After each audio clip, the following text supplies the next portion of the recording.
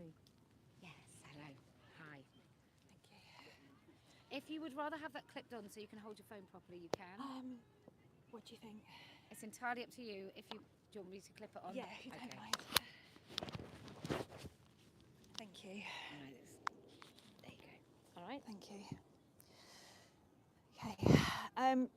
This is a short 5-minute extract of an essay I wrote about coming face to face with the results of gender ideology as an autistic woman. In August this year, my family and I went to visit a natural history museum in Dorset.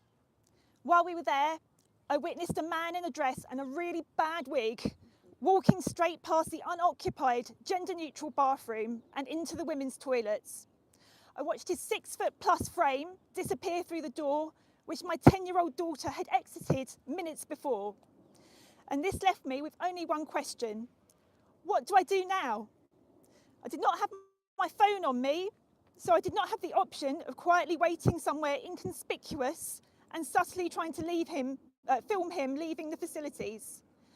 And I'm sure, like me, you've all seen the signs held aloft after the High Court ruling, signs with statements proclaiming that the only good turf is a dead turf, with a handy picture of a gallows to illustrate the meaning.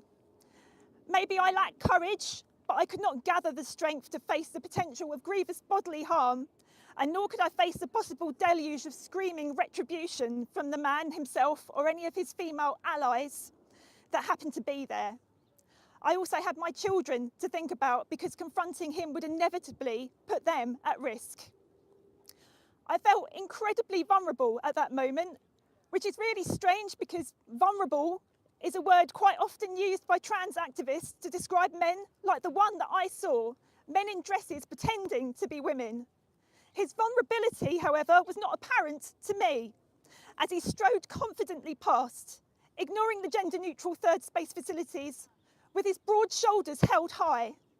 The single lockable room with a toilet and self-contained wash basin had been there for him, clearly signposted and available and free to use. He could have had his own space. His privacy and dignity, and above all safety, would have been guaranteed. And yet this man willfully and purposely disregarded this facility in favour of invading what was clearly a female-only single-sex space. To truly become a woman, he clearly felt he must force himself into the socially sacred spaces that are reserved only for female kind. And he clearly felt comfortable using his male body's superior height and strength and his male aggression and entitlement to achieve his goal. The only safe course of action available for me was to find a member of staff and hope that they had some kind of procedure to deal with the situation. For many autistic women like myself, being perceived by others is excruciatingly uncomfortable, especially when you become the focus of unwanted attention. I didn't need to worry, however, because the moment the words, "There is a man in the women's toilets," came out of my mouth, every single person within hearing distance averted their eyes in the opposite direction. The poor receptionist's face went simultaneously pale and scarlet, and after a few moments of torturous silence, she mumbled, "Someone will look into that for you." And then she promptly recovered herself and went back to serving at the desk. I knew in that moment nothing would be done. There was no procedure because the museum had provided 3 separate facilities and expected them to be used appropriately.